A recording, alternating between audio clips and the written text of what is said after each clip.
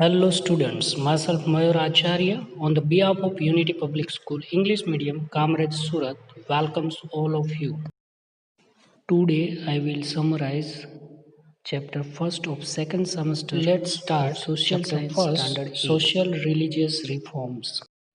Before independence, various evils like superstition, doubts, child marriage, denial of widow remarriage, the practice of sati, female infanticide as soon as she was born by drowning her in milk known as दूध piti, polygamy, dowry system, selling of girls, etc. were prevalent in India.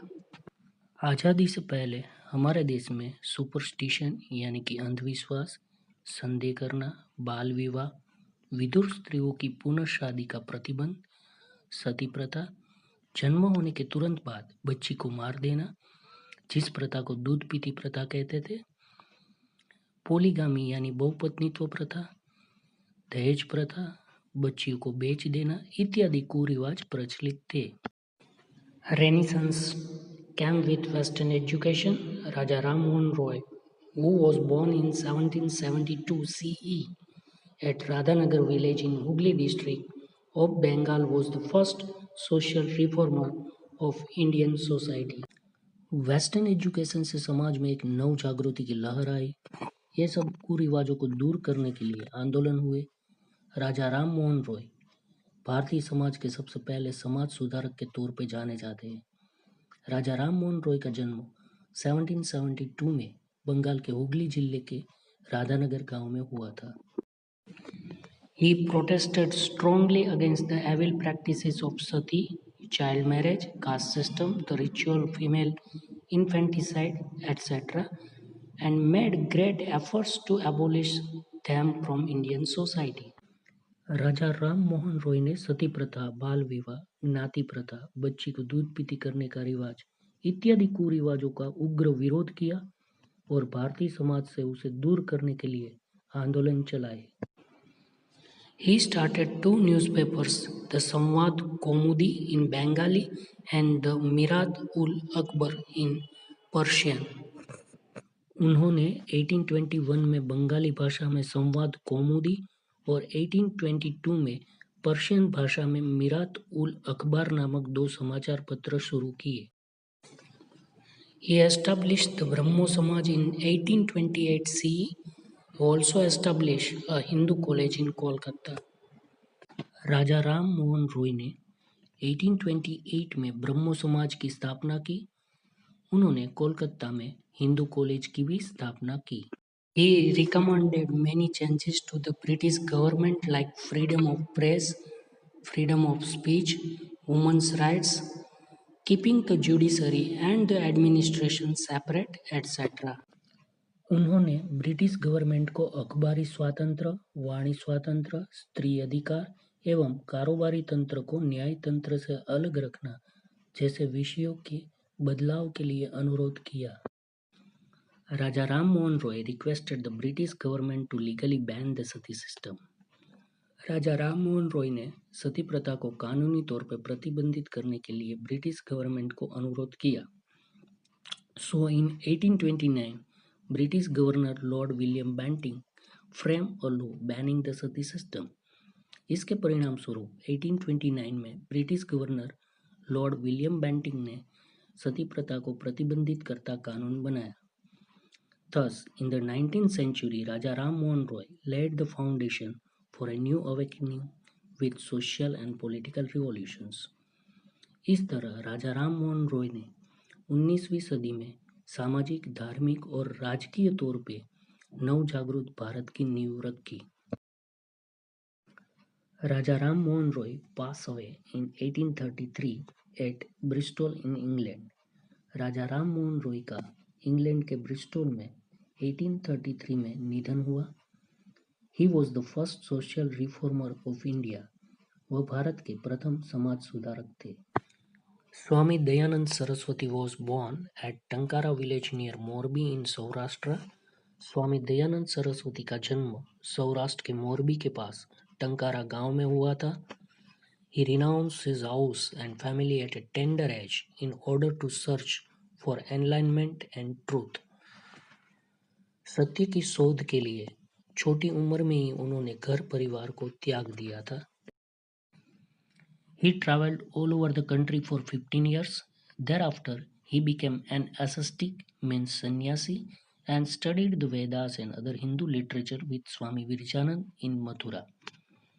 15 वर्ष तक वो पूरे भारत में भ्रमण करते रहे। उसके बाद उन्होंने संन्यास लिया और स्वामी विवेकानंद के साथ मथुरा में वेद और दूसरे हिंदू ग्रंथों का अध्ययन किया। He encouraged the people to go back to the Vedas. He advocated monotheism. He made people aware that there is only one God. उन्होंने लोगों को वेदों की ओर वापस लौटने को कहा। उन्होंने एकेश्वरवाद का प्रचार किया और लोगों को जागरूक किया कि ईश्वर सिर्फ एक ही है। He advised the people to leave evil practices of idol worship, religious rituals, child marriage, sati system, untouchability, etc.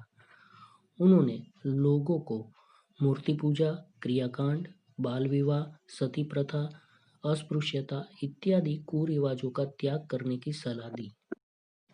He wrote a book called Satyarth Prakash. उन्होंने सत्यार्थ प्रकाश नामक एक बुक लिखी। In 1875, Swami Dayanand Saraswati established Arya Samaj in Mumbai. Swami Dayanand Saraswati ने मुंबई में 1875 में आर्य समाज की स्थापना की। The Arya Samaj started reconversion movement whereby Hindus who had changed their religion could be reinstated into their original religion. Arya Samaj ने एक आंदोलन चलाया जिसमें धर्मांतरित हिंदुओं को वापस धर्म परिवर्तन करा के हिंदू धर्म में जोड़ने के लिए काम किया। After Swami Dayanand's death, leaders like Lala Hansraj, Pandit Gurudutt and Lala Lajpat Rai continued the activities of the Arya Samaj. Swami Dayanand के निधन के बाद लाला हंसराज, पंडित गुरुदत्त और लाला लजपत राय जैसे नेताओं ने आर्य समाज की प्रवृत्तियों को आगे बढ़ाया। In 1902, Swami Shraddhanand established the Kangri Gurukul near Haridwar. 1902 में स्वामी श्रद्धानंद ने हरिद्वार के पास कांगरी गुरुकुल की स्थापना की। The Arya Kanya School was started at Vadodara, Gujarat, where girls were taught discipline, dignity of labor, tolerance, passions, and moral values. Gujarat के वडोदरा में आर्य कन्या स्कूल शुरू की गई, जहां पर लड़कियों को शिस्त, श्रम, संयम और चारित्र के पाठ पढ़ाए जाते थे। Swami Ramakrishna Paramahansa was the torchbearer of Indian culture. He was a great saint who sought truth through all religions. Swami Ramakrishna Paramhans भारतीय संस्कृति के ज्योतिर्धर और सब धर्मों के सत्य को प्राप्त करने वाले संत और सुधारक थे। He was born at Kamarpukur village of Hooghly district in Bengal. उनका जन्म बंगाल के हुगली जिले में कामारपुकुर गांव में हुआ था। He was a priest and a staunch devotee at the Kali temple at Dakshineswar near Kolkata. वह कोलकाता के पास दक्षिणेश्वर के काली माता के मंदिर के पुजारी थे। Many social reformers like Keshav Chandra Sen and Swami Dayanand Saraswati would come to him to discuss various aspects of religion as well as to seek his advice and guidance. बहुत सारे समाज सुधारक जैसे केशव चंद्र सेन, स्वामी दयानंद सरस्वती उनके पास आके मार्गदर्शन प्राप्त करते थे। Those who had been influenced by Western culture redeveloped their faith in Indian religion and culture because of the preaching of Ramakrishna Paramahansa. Swami Ramakrishna Paramhans के उपदेश से पश्चिमी संस्कृति से प्रभावित लोगों को अपने धर्म और संस्कृति में पुनः श्रद्धा पैदा हुई थी। Swami Vivekananda's original name was Narendranath. He came in contact with Ramakrishna Paramahansa, who reciprocated his quest for knowledge. So Narendranath became a disciple of Ramakrishna Paramahansa and then an ascetic, acquiring the name of Swami Vivekananda. He studied Indian and Western philosophy extensively. Swami Vivekananda का मूल नाम नरेंद्रनाथ था। वे स्वामी रामकृष्ण परमहंस के संपर्क में आए। रामकृष्ण परमहंस ने उनकी ज्ञान पिपासा को संतृप्त किया, इसलिए नरेंद्र उनके शिष्य बने और स्वामी विवेकानंद नाम धारण करके उन्होंने संन्यास लिया। विवेकानंद ने भारतीय और पाश्चात्य तत्वज्ञान का गहन अभ्यास किया। Swami Vivekananda advised people to serve the poor and seek God in needy people. He imbibed pride for our rich cultural heritage and faith in a bright future for Indian youngsters. He gave the slogan of "Arise, awake, and stop not till the goal is achieved" to the people of India. Swami Vivekananda ने दुखी मनुष्यों की सेवा करने का और उसमें ही ईश्वर के दर्शन करने का बोध दिया। उन्होंने युवाओं में हमारी प्राचीन समृद्ध संस्कृति के प्रति गौरव और भविष्य के लिए श्रद्धा जागृत की।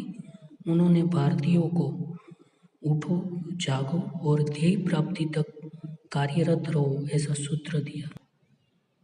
He explained Indian culture and philosophy with his influential speech at the Parliament of Religions in Chicago, USA. He propagated Indian culture to countries like the US, Egypt, China, Japan, etc. by touring all over the world. अपने घटाधार वक्तृत्व के द्वारा उन्होंने भारतीय संस्कृति और तत्वज्ञान की समझ अमेरिका के शिकागो में आयोजित धर्म सभा में दी और अमेरिका, इजिप्ट, चाइना, जापान जैसे देशों का प्रवास करके भारतीय संस्कृति को पूरे विश्व में फैलाया। In 1897, Swami Vivekananda established the Ramakrishna Mission at Kolkata in the name of his guru. The headquarters were at Bellur. The mission adopted Swami Vivekananda's ideals as well as the slogan "Service to man is service to God." 1897 में स्वामी विवेकानंद ने अपने गुरु के नाम से Ramakrishna mission की कोलकाता में स्थापना की। उसका हेडक्वार्टर बेल्लूर में है। रामकृष्ण मिशन ने स्वामी विवेकानंद के आदर्शों और slogan service to man is service to God को अपनाया। The mission opened schools to impart education. Unfortunately, in 1902, this great man, Swami Vivekananda, died at the young age of 40. Ramakrishna Mission के अंतर्गत देश भर में स्कूल शुरू की गई। अनफॉर्चुनेटली 1902 में 40 साल की आयु में स्वामी विवेकानंद का निधन हो गया। Now reformation movements in Muslim community. Religious and social reforms were initiated in Muslim community under the leadership of people like Haji Saritullah from Bengal and Syed Ahmad Khan from Raebareli in Uttar Pradesh. अब मुस्लिम समाज के सुधार की बात करें तो धार्मिक और सामाजिक सुधार का कार्य बंगाल के हाजी सरीतुल्ला और रायबरेली उत्तर प्रदेश के सैयद अहमद खान की आगेवानी में हुआ। Who were motivated by the preaching of the religious leader Shah Wali Allah of Delhi. They believed that the British had become powerful due to weak and corrupt Islamic religion. So they started the Wahhabi movement to strengthen Islamic religion and culture and also to make it purer. उनको धार्मिक नेता दिल्ली के शाह वलीउल्लाह के उपदेश में से प्रेरणा मिली थी।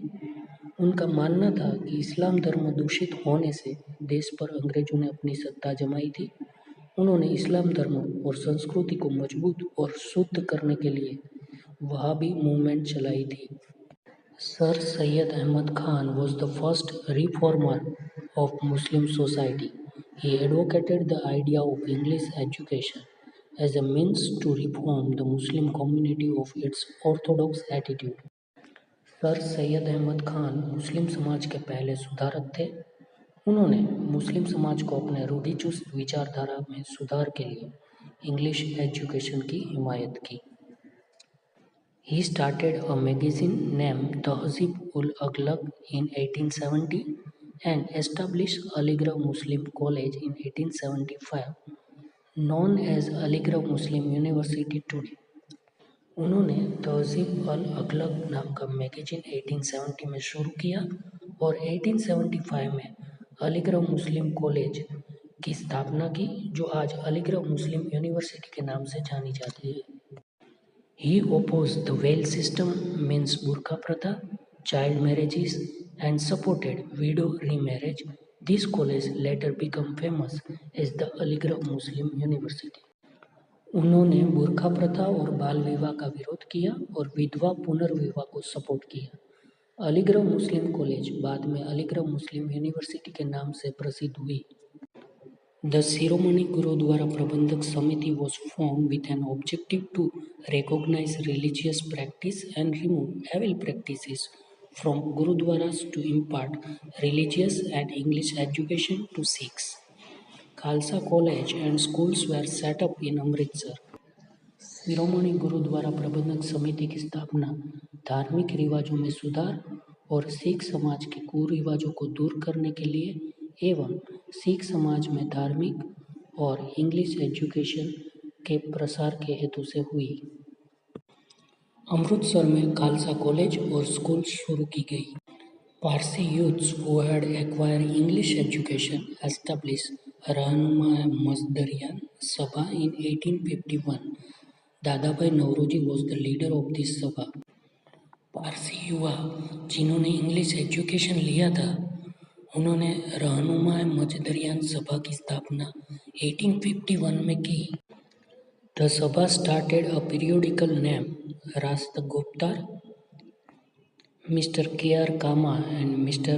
Behramji Malbari also contributed to social religious Parsi reform.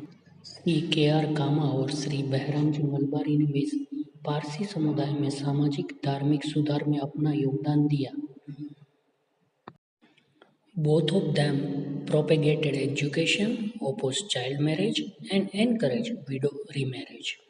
Due to Mulbari's efforts, the British government passed a law fixing the minimum age for marriage in 1891. दोनों ने पारसी समुदाय में एजुकेशन को बढ़ावा दिया, बाल विवाह का विरोध किया और विधवा पुनर्विवाह को सपोर्ट किया। बहरामजी मलबारी के प्रयत्नों से ब्रिटिश गवर्नमेंट ने मैरिज के लिए मिनिमम आयु का कानून 1891 में बनाया। ठक्कर बापा Amritlal Thakkar was born in Bhavnagar in 1869. Being inspired by Gandhiji, he left his lucrative engineering job to serve the downtrodden people of society throughout his life. To reform the lives of tribal people, Bhils, who inhabited the deep forest and hilly areas of Panchmahal, he established the Panchmahal Bhil Seva Mandal. Thakkar बापा यानी कि अमृतलाल ठक्कर का जन्म भावनगर में 1869 में हुआ था। गांधी जी से प्रेरित होकर ठक्कर बापा ने अपनी लाभदायक इंजीनियरिंग जॉब छोड़ के समाज के दलित वर्ग की सेवा में अपना पूरा जीवन व्यतीत किया। आदिवासी समाज के लोग जो जंगल और पंचमहाल के पर्वतीय प्रदेश में रहते थे, उनके जीवन में सुधार के लिए ठक्कर बापा ने पंचमहाल भील सेवा मंडल की स्थापना की। अखिल हिंद हरिजन संघ जो गांधी जी द्वारा स्थापित किया गया था, उसके हेड रहते हुए हरिजनों के उत्कर्ष के लिए ठक्कर बापा का मूल्यवान योगदान रहा है।